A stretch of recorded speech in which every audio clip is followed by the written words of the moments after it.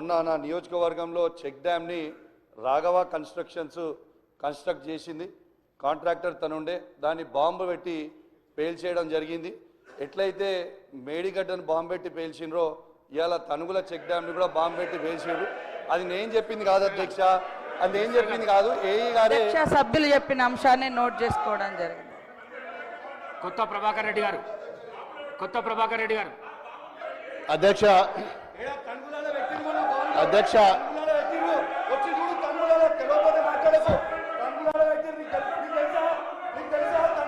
కూసో కూసో కూసో ప్లీజ్.